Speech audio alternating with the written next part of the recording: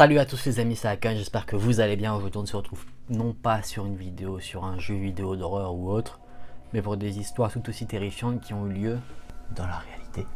Pour ça, on va se mettre un peu dans l'ambiance. Alors sur ce premier récit, nous allons suivre l'histoire de Pierre qui a fait une rencontre quand il était jeune des plus angoissantes pour un enfant. Déjà pour vous annoncer un peu le truc, en racontant cette histoire, il ne sait pas s'il a été très chanceux ou l'inverse. Donc Pierre vit dans une résidence d'appartement, donc tout ce qui est plus classique. Et il avait l'habitude de jouer, comme beaucoup d'enfants, avec les enfants du voisinage. Donc il jouait dehors et à un moment, les enfants du voisinage sont rappelés par leurs parents pour aller manger. Pierre se retrouve donc dehors à jouer tout seul, mais cette solitude n'a duré que quelques minutes car c'est là qu'il a fait la rencontre la plus angoissante de sa vie. Il s'est assis sur le porche de sa maison quand un homme de 30-40 ans s'est garé devant chez lui. L'homme a appelé Pierre et lui demande tout simplement où se trouve le supermarché de la ville. Pierre était bien éduqué sur les dangers de parler à un inconnu quand on est un enfant et il a trouvé ça bizarre pour plusieurs raisons. Déjà, l'homme qui venait en voiture venait de la direction du supermarché. C'était une très petite ville, donc en venant de cette direction là, l'homme ne pouvait pas manquer le fameux supermarché. Bon, Pierre c'est toujours été un petit garçon bien élevé et poli, du coup il s'est dit bon, peut-être qu'il a pas remarqué, donc il indique à l'homme que le supermarché se trouve en fait dans la direction opposée et qu'il a juste à faire demi-tour pour le trouver. Là, l'homme a une réaction assez étrange. Il a souri et il dit à Pierre « Je ne t'entends pas, approche-toi, comme ça je pourrai mieux t'entendre ». Bon, là Pierre se dit, il voit pas forcément de problème. Pierre se lève de son porche et se rapproche du pick-up de l'inconnu, mais il se souvient des vidéos de prévention et des dangers liés à la rencontre avec des inconnus et qu'en tant qu'enfant il ne devrait pas communiquer avec lui sans un adulte. Il s'est senti donc mal à l'aise pendant que l'homme le fixait. L'homme était gentil avec Pierre, du coup il s'est dit que peut-être il ne courait pas de danger avec lui. Mais bon, quand même hésitant, Pierre s'est dit je vais aller chercher ma mère pour qu'elle lui indique le chemin, comme ça il est resté dans cette notion de sécurité. Et le truc assez fou, c'est que en disant ça, l'homme est parti. L'homme là s'est directement enfui. Donc Pierre avait bien raison de penser que l'homme était peut-être un petit peu dérangé. Avec le recul maintenant, Pierre se dit que même en étant enfant, il était conscient un peu du danger, mais les souvenirs restent assez fous, il ne se rappelle plus si l'homme lui avait posé d'autres questions. Et encore aujourd'hui, vraiment, le fait que cet inconnu lui demande où était le supermarché, c'est quelque chose que lui l'a traumatisé, parce que c'est une phrase maintenant qui le rend vraiment malade quand il entend ça. C'est quelque chose qui l'angoisse profondément. Une fois qu'il a rédigé son histoire, Pierre s'est renseigné un peu sur des événements qui ont eu lieu après les événements qu'il a racontés. En fait, il s'est renseigné sur les kidnappings qu'il aurait pu avoir aux alentours de chez lui à cette époque-là. Et il a trouvé quelque chose. C'est qu'à 20 minutes de chez lui, dans la direction où l'homme s'est enfui, un kidnapping a eu lieu. Une petite fille a été enlevée par un homme qui conduisait un pick-up bleu de la même couleur que celui qui a abordé Pierre. Et apparemment, des gens auraient entendu cet homme demander à la petite fille où se trouvait le supermarché dans la ville. Et là, détail sordide de l'histoire, le lendemain de la rencontre de Pierre avec l'inconnu au pick-up bleu, le corps de la jeune fille qui a été enlevée le jour même a été retrouvé. Cet homme n'a jamais été retrouvé. Pierre se sent encore malade de cette histoire parce qu'il se dit que ce jour-là, il aurait peut-être pu mourir. Il vit avec la pensée qu'un pauvre enfant, un autre pauvre enfant, en fait, a pris sa place. C'était lui que cet homme dans le pick-up bleu avait décidé ce jour-là d'enlever la vie d'un enfant. Ça aurait pu être Pierre, ça aurait pu être un autre enfant, ça a été la jeune fille malheureusement. Et c'est pour ça que c'est vraiment aussi très important pour les enfants qui peuvent être parfois naïfs, de vraiment les éduquer sur cet aspect-là de prévention, parce que justement les adultes qui sont mal intentionnés abusent de la naïveté des enfants. Plus physiquement, ils ont moins de possibilités de se défendre qu'un adulte pour justement commettre leurs méfaits. Essayez d'aller kidnapper The Rock, bon, vous allez peut-être avoir un peu de mal quand même. La seconde histoire que je vais vous raconter, c'est l'histoire de Michael qui avait 15 ans au moment des faits. Il précise dans son histoire que à 15 ans, comme beaucoup de jeunes, il se sentait un peu invincible, un peu maître du monde, du coup il n'avait pas forcément peur de quoi que ce soit. Il était assez sportif, assez baraqué, du coup il pensait pas que c'était une cible facile pour un kidnapping ou une agression. Donc Michael vit dans une petite banlieue calme, pas très loin de ses amis. Il avait l'habitude d'aller souvent chez des amis le week-end ou après les cours. Il habitait pas très loin de son ami Jesse. Michael et Jesse, quand ils rentraient chez eux, ils faisaient une partie du trajet ensemble. Ils arrivaient d'abord chez Jesse et ensuite Michael rentrait chez lui tout seul. Une journée, quand ils rentraient de chez leur ami, comme ils avaient l'habitude de faire, ils ont remarqué une voiture bleue qui tournait en fait dans la banlieue, dans la zone résidentielle où ils vivaient. Ils ne se sont pas posé plus de questions que ça, ils se sont dit peut-être que c'est quelqu'un qui cherchait sa route. Ils ont vraiment rien suspecté. Ensuite ils ont continué leur trajet et puis après ils ont pu croiser le camion, donc ils se sont dit bon bah c'était quelqu'un qui passait, ils n'ont pas prêté plus attention que ça. Du coup ils arrivent à la maison de Jesse, ils se disent au revoir. Michael reprend la route pour rentrer chez lui et là au bout de quelques pâtés de maison, il recroise la route du fameux véhicule bleu. Le véhicule était en fait stationné sur le bord de la route, mais on entend encore son moteur qui tournait comme s'il était prêt à partir. La chose étrange, le véhicule suivait Michael pendant qu'il rentrait chez lui. Une fois que Michael est rentré chez lui, il a couru à la fenêtre pour voir s'il voyait encore le fameux véhicule. Effectivement, le véhicule était garé à quelques maisons plus loin de la maison de Michael. Michael en a parlé directement à son père qui est un homme apparemment très musclé, très imposant, qui en dispute plus d'un. Une fois que le père sort de la maison, là la voiture à toute vitesse, elle se casse, tout simplement. Les semaines s'écoulent, Michael ne voit plus jamais le véhicule bleu, mais un jour de neige où Michael est avec sa sœur à la maison, il est en train de jouer sur le PC, et qu'est-ce qu'il voit par la fenêtre juste à côté? Un homme qui le regarde. La forme de l'homme prend quasiment toute la place sur la fenêtre, et il est tellement près de Michael que Michael peut en faire une description précise. Il peut voir qu'il a les cheveux bouclés, une grande barbe, et aussi que c'est quelqu'un d'assez imposant. Michael a 15 ans, il porte ses couilles, il décide de sortir de la maison à toute vitesse, sauf que là, le mec a disparu. Mais par contre, dans la neige, on voit des traces de pas. Le mec a disparu, mais il aperçoit le fameux véhicule bleu qui était garé au même endroit que la première fois qu'il l'a vu et qui s'enfuit à toute vitesse. Là, Michael a appelé la police, évidemment. Il a donné toutes les informations possibles qu'il avait pu récolter, que ce soit l'apparence du gars, le véhicule, où il était placé. Et la police a dit qu'ils garderaient un œil sur lui, ils n'ont pas plus d'informations que ça.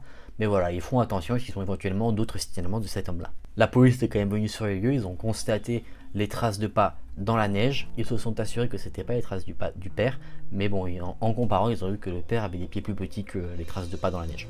Là, il y a encore quelques semaines qui s'écoulent, et là, par contre, Michael, il flippe quand même beaucoup. À chaque fois qu'il sort de sa maison, il a peur de tomber sur la personne qui l'observait par la fenêtre. Il a peur de revoir la voiture bleue. Après, Michael, il était en colère face à cet homme. Donc en fait, d'un côté, il espérait que cette personne revienne pour se dire, du haut de ses 15 ans, il allait lui démonter la race. Et là, un autre jour où Michael et Jesse rentrent de chez leurs amis, le fameux véhicule bleu est de retour. Là, ils se disent, on ne le laisse pas passer. Ils connaissent leur endroit de résidence, donc ils décident en fait de le mener jusqu'à une impasse. Mais ils se font avoir parce que le mec a dû comprendre ce qu'il essayait de faire et du coup il s'est cassé avant qu'ils arrivent à le piéger. Le lendemain, en rentrant de chez son ami Jesse, Michael recroise de nouveau ce véhicule bleu. Là il se dit, faut pas le laisser passer, là faut vraiment arrêter cette personne là. Du coup il attire le véhicule jusqu'à chez lui, son père est à la maison. Michael rentre chez lui, il dit directement à son père que le mec est dehors. Le père sort de la maison et là le mec ne s'enfuit pas. Il sort de la voiture avec un sourire super malsain. Michael a accompagné son père dehors et en voyant le sourire du mec, il se dit, le mec doit avoir une arme à feu. Michael dit à son père en criant que le mec a peut-être une arme à feu et là, le mec à la voiture bleue répond, j'en ai une. Là, le père, lui, il se rapproche du gars et lui fracasse la tronche. Il n'y a pas de dialogue, il lui fracasse la tronche directement. Il défonce sa bagnole, il défonce le mec remonte dans sa bagnole et il se casse. Michael dit qu'après il n'a plus jamais revu cette personne et ce véhicule, et maintenant qu'il a un enfant, à chaque fois qu'il retourne dans la maison du coup de ses parents, il espère ne plus jamais revoir ce véhicule pour ne pas mettre en danger son enfant. Là, sur cette histoire là, bon, dans un premier temps on peut dire que le mec peut-être qu'il cherche juste à repérer pour un cambriolage, peut-être qu'il essayait de voir justement soit Jesse soit Michael à quelles heures ils n'étaient pas à la maison pour éventuellement cambrioler la maison. Après il y a beaucoup d'histoires de cambriolage qui dégénèrent, où ça finit en meurtre. Bon là le père a bien porté ses couilles. Les histoires de repérage de cambriolage, ça c'est le truc le plus flippant. Je sais que moi personnellement quand je vivais chez mes parents, j'étais en train de regarder la télé tranquillement avec mon frère et j'avais une sorte de baie vitrée, puis il y a une meuf qui s'est ramenée devant la baie vitrée et qui commence à faire ça comme ça, qui regarde comme ça à l'intérieur. Tu te dis qu'est-ce qui se passe? Et puis en plus quand tu es jeune, tu sais pas comment réagir à ça, on te dit pas qu'est-ce qu'il faut faire dans ces conditions là, donc tu regardes ça, t'es choqué et en fait tu mets un certain temps à réagir, à dire d'aller voir, d'aller confronter éventuellement la situation, savoir ce qui se passe, mais quand t'es jeune, d'un côté t'as peur que t'es comme tétanisé en fait. Et là, Mickaël, lui, il n'a pas été tétanisé, il a essayé justement d'avoir le cambrioleur à son propre jeu. Si le cambrioleur avait effectivement une arme à feu, ça aurait pu être assez dangereux pour lui, parce que bon, admettons qu'ils auraient réussi avec Jesse à coincer cette personne-là dans une allée, dans une impasse, le mec aurait pu sortir de la bagnole, sortir son flingue et les cramer tous les deux. Bon, on ne sait pas ce qu'est devenu cet homme-là, est-ce qu'il a été arrêté parce qu'il a essayé de faire la même chose ailleurs, voilà, on ne sait pas. On ne sait pas du tout quelles étaient ses intentions.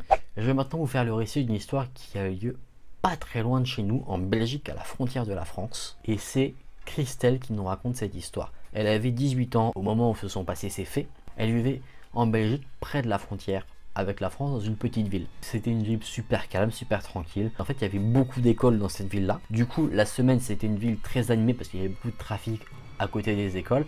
Par contre, le week-end, c'était totalement mort. L'histoire que Christelle nous raconte a eu lieu un dimanche. Elle donnait des cours particuliers à un enfant qui vivait à 15 minutes à pied de chez elle. Donc, elle allait faire son cours de maths. Tout s'est passé au mieux, comme d'habitude. Et du coup, ensuite, elle rentre chez elle. Il faisait beau, du coup, elle décide de profiter un petit peu de sa balade. À un moment donné, pendant sa balade, elle se retrouve dans une petite ruelle où il y a un parking vide qui appartenait à une école. Donc on est dimanche, c'est normal que sur le parking de l'école, il n'y ait personne. Et là, pendant qu'elle marche, elle entend derrière elle des bruits comme des talons aiguilles. Donc elle se dit, bon, rien d'anormal, c'est une femme qui marche en talons aiguilles dans la rue avec moi. Elle entend au son qui se rapproche d'elle que la personne à un moment va arriver au même niveau qu'elle, du niveau de la rue, et puis va même la dépasser. Ce qui va lui permettre de voir qui c'est. Et c'était pas une femme en talons aiguilles.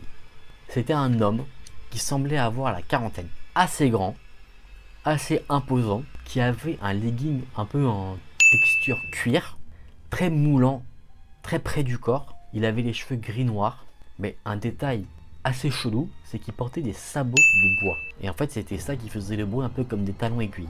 Ça, c'est quelque chose qu'on voit pas tous les jours, donc forcément, ça, elle a regardé beaucoup ses pieds. Comme je pense beaucoup de personnes le feraient. Donc du coup, la personne la dépasse. Et à peu près 3 mètres devant elle, la personne s'arrête net. Donc ça, elle continue de marcher. Bon, elle n'est pas très sereine, du coup elle décide d'accélérer un peu le pas. Et presque au moment de le dépasser, là le mec se retourne vers elle et il s'adresse à Christelle. Et là, l'homme lui demande si elle pouvait lui indiquer où se trouvait le supermarché du coin. Faites gaffe au supermarché les gars. Là, Christelle, normal, elle se dit, bon ok, il est perdu, je vais pas stresser, je vais lui dire où est le chemin et puis après boum, je me cache, je rentre chez moi. Donc elle lui dit que bon, le supermarché il est pas à côté, donc à pied ça prendra un peu de temps, mais voilà, elle va lui expliquer comment faire pour y aller. Et là le mec lui répond, ah mais non, je suis en voiture, je me suis perdu, je viens de France et je vais souvent au supermarché. Là Christelle réfléchit à 150 km/h et plusieurs détails l'interpellent.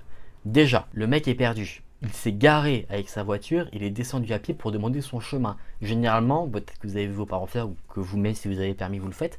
Quand vous êtes perdu, que vous demandez votre chemin, généralement, vous cherchez quelqu'un en voiture, vous vous arrêtez à côté de lui, vous ouvrez la fenêtre, vous lui dites, excusez-moi, je suis perdu, comment je fais pour aller à tel endroit?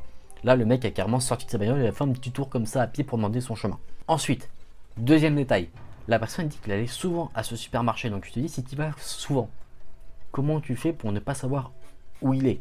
Ou comment faire pour y aller? Troisième détail, ça moi je n'aurais pas pensé, c'est que pourquoi il n'a pas interpellé Christelle quand il était encore derrière elle? Il a attendu de passer devant et qu'ensuite il l'a abordé. Il aurait pu dire, mademoiselle, excusez-moi, je suis perdu, est-ce que vous pouvez me dire où se trouve le supermarché? Là non. Bon, Christelle, elle décide de ne pas être trop parano, elle se dit, bon, je suis en train de me monter la tête toute seule, du coup je vais lui dire où est le supermarché et puis après je me casse, je rentre chez moi. Donc elle lui indique le chemin et puis au moment où elle va partir, le mec lui dit, au fait, que penses-tu de mes sabots? C'est bizarre, hein? Là Christelle elle fait une réponse un peu bateau, elle dit que s'il aime bien c'est le principal, hein, chacun fait ce qu'il veut et met ce qu'il veut à ses pieds. Donc là le mec lui a continué de lui parler un peu de ses sabots et puis ensuite il a basculé sur son pantalon, son legging en effet cuir, il lui a demandé aussi son avis. Là Christelle pareil lui a dit que c'était, il faisait ce qu'il voulait quoi. Il commence à faire un peu la discute, il lui dit qu'il vient de France, qu'il avait fait une école en Belgique, qu'il adorait la Belgique, qu'il y venait souvent. Christelle, elle se sent pas la cacahuète, elle veut juste rentrer chez elle. Donc elle fait genre elle écoute, elle fait genre ok, vas-y, continue, parle. Elle veut juste rentrer à la maison. Elle veut Netflix and chill, c'est tout. Mais, au fond de sa petite caboche, elle se disait que elle était peut-être en danger. Elle avait un peu une alarme qui lui disait attention Christelle, il faudrait peut-être que tu te casses. Parce que le mec ne lui inspirait pas forcément confiance. On peut le comprendre. Donc elle essaie de trouver des petites astuces pour se casser. Donc là, Christelle, elle se dit quelque chose, elle se dit, je dois absolument rester calme, je ne dois pas montrer que j'ai peur, parce que si ce mec-là sent que j'ai peur, peut-être qu'il pourrait m'arriver quelque chose. Il pourrait en profiter, il pourrait m'arriver quelque chose. Donc là, le mec, il continue de parler, en fait, il parle tout seul dans un monologue. À un moment, ce mec a changé drastiquement de sujet, il a arrêté de parler de fringues pour dire qu'il adorait le cuir, surtout quand une femme le porte. T'as un mec de 40 ans qui te dit ça quand toi tu as 18 ans, même d'ailleurs que ce soit plus jeune ou plus vieille, hein. Tu te dis, peut-être me casser moi, non? Il dit que cela donne du charme et que ça l'excite. Le niveau d'inconfort commence à monter encore d'un cran. Après, la conversation devient encore plus malsaine, où il commence à raconter un peu ses fantasmes sur les femmes qui s'habillent avec du cuir. Il devient de plus en plus cru dans ses mots. Et là, Christelle a l'impression que la lueur dans les yeux de ce mec devient de plus en plus noire, comme si un monstre la regardait, ce qui la rend encore plus stressée. Christelle essaye de rester la plus calme possible. Elle réfléchit à des solutions. Personne ne traversait là, donc elle ne pouvait même pas essayer de trouver une porte de sortie. Elle a pensé à se casser en courant, mais le mec faisait 2 mètres et était super baraque. Elle était plutôt petite en taille, et elle était jeune, donc elle disait qu'elle avait aucune chance de s'en sortir en se cassant en courant. Christelle dit qu'en fait elle avait tellement peur à l'intérieur d'elle qu'elle pleurait intérieurement. Du coup, l'idée qui lui vient, c'est en fait d'envoyer un SMS à une amie pour que l'amie l'appelle. Pendant ce temps-là, les mots de l'homme sont de plus en plus trash. Et là, il commence à dire quelque chose qui tétanise littéralement Christelle. Il lui dit, je ne suis pas garé très loin. J'ai un costume en cuir dans ma voiture. Tu peux venir l'essayer dedans si tu veux. Proposition alléchante, certes. Du coup, Christelle, elle est tétanisée. Et là, miracle, son ami l'appelle. Christelle décroche. Et pour pas que le mec en face comprenne, elle lui parle en espagnol. Donc, le LV2, vous me le prenez correctement. Du coup, en espagnol, elle lui dit qu'elle est dans une situation dangereuse, qu'elle ne sait pas comment s'en sortir. Et là, son ami lui dit, casse-toi, cours pour ta vie. Toujours au téléphone, elle garde un œil sur le mec pour pas qu'il lui fasse un petit coup de traite, tu vois. Et là, elle lui dit, bon, désolé, moi je dois y aller. Et le mec semblait de plus en plus embarrassé en fait au fur et à mesure du temps qu'elle était au téléphone. Puis ça, elle raccroche, elle est prête à se casser, et le mec lui dit, mais du coup, tu viens quand même essayer ma petite tenue en cuir dans la voiture? Et là, Christelle lui dit, non, j'ai pas le temps, désolé, je dois y aller, j'ai un rendez-vous important là. Et là, le mec lui dit, il insiste, hein. Tu me promets que si on se rencontre une prochaine fois, tu essaieras ma tenue en cuir? Là, Christelle, elle veut juste se casser, elle lui dit ok. Elle se dit, je ne le reverrai plus jamais, elle se dit ok. Là, Christelle a finalement pu partir et rentrer chez elle. Elle s'est assurée que le mec ne la suivait pas et qu'il ne sachait pas où elle habitait pour une prochaine rencontre. Et une fois qu'elle s'est assurée qu'elle était vraiment bien en sécurité, là, elle a déversé toute l'arme de son corps, elle était totalement traumatisée. Après, Christelle a analysé la situation, vraiment point par point. Il y a des détails, je vais vous les dire. Et on se dit, ah ouais, quand même. Ce qu'elle se dit, c'est que l'homme n'était pas perdu, évidemment. Christelle dit qu'il venait bien de France par rapport à son accent. Et qu'en fait, le moment où le mec a dépassé Christelle au début de leur rencontre, quand ils ne s'étaient pas encore parlé, en fait, il l'a dépassé pour voir en fait s'il n'y avait personne. Et qu'en fait, ce mec-là aussi avait dû la repérer quand elle quittait son cours particulier et qu'il connaissait bien les lieux. Elle se dit aussi que en fait, cet homme-là aurait choisi sa ville comme un terrain de chasse parce que il avait repéré les lieux, que c'était calme le week-end parce qu'il y avait beaucoup de jeunes dus aux écoles, mais que le week-end du coup il n'y avait pas forcément de mouvement, que c'était plutôt calme, il y avait des rues peu fréquentées, du coup il pouvait agir on va dire sans difficulté particulière. Après Christelle sur le coup, bon ça nous arrive à tous, hein, on se dit j'aurais dû faire ça ou faire ça ou faire ça, elle se dit j'aurais dû me cacher, prendre sa plaque d'immatriculation pour le donner à la police. Mais bon, elle a préféré courir pour sa vie et puis elle a bien eu raison de se mettre en sécurité d'abord. Depuis ce jour, elle n'a jamais revu cet homme, mais elle se demande ce qui aurait pu se passer si elle l'avait rencontré par exemple de nuit. Maintenant Christelle a peur de se balader dans la rue, seule, on comprend, mais aussi quand elle voit des plaques d'immatriculation françaises. Cette rencontre l'a traumatisée, elle a peur de ce qui se passerait si jamais ils étaient amenés à se recroiser. Elle a l'impression en fait, en lui disant ok à sa dernière demande, qu'elle a fait un pacte avec le diable en fait. Là vous vous dites qu'elle est traumatisée mais elle n'a plus jamais revu cet homme. Ça ne s'arrête pas là les amis. Un an plus tard, dans la même ville, Christelle nous dit qu'elle a une petite soeur de 16 ans et un petit frère de 4 ans. Un jour d'été, Christelle n'était pas chez elle. La sœur de 16 ans surveillait le plus petit. Et à un moment, elle a vu dans la rue un homme qui ne quittait pas le petit frère des yeux. L'homme a commencé à s'approcher du petit frère et il a remarqué qu'en fait la sœur surveillait. Le mec est venu voir la sœur embarrassée. Il lui a demandé « Savez-vous où se trouve le supermarché ?» Christelle n'a pas assisté à cet événement-là, mais sa sœur lui a raconté parce que quand Christelle était rentrée, la sœur semblait très nerveuse. Et quand elle lui a raconté l'histoire et qu'elle a dit ce que l'homme avait demandé, Christelle s'est évanouie. Tellement elle était traumatisée de ce qu'elle avait déjà vécu elle auparavant. Christelle a ensuite demandé une description de l'homme à sa sœur. C'était le même. Et cette histoire confirmait les théories de Christelle, c'est que l'homme est un prédateur et qu'il chasse les enfants. Est-ce qu'il a réussi ou pas? On ne sait pas. Christelle termine cette histoire en disant que maintenant elle a vraiment peur pour les enfants et les filles qui arpentent les rues de sa ville seules de croiser un jour le chemin de cet homme. On ne sait pas comment réagir quand on croise un inconnu qui nous met un peu en danger.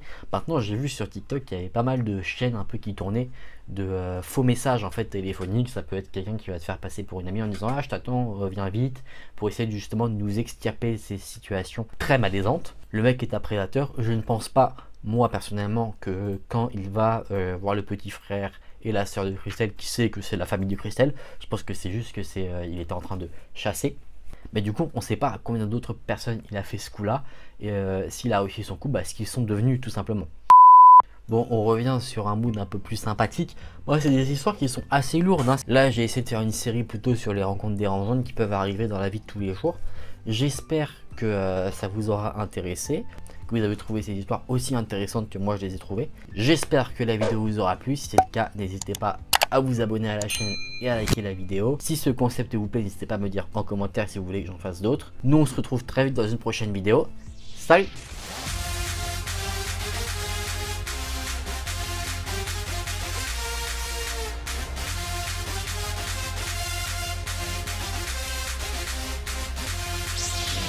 Your destiny lies with me, Skywalker. Obi-Wan news to truth. Join me, and you will complete your training.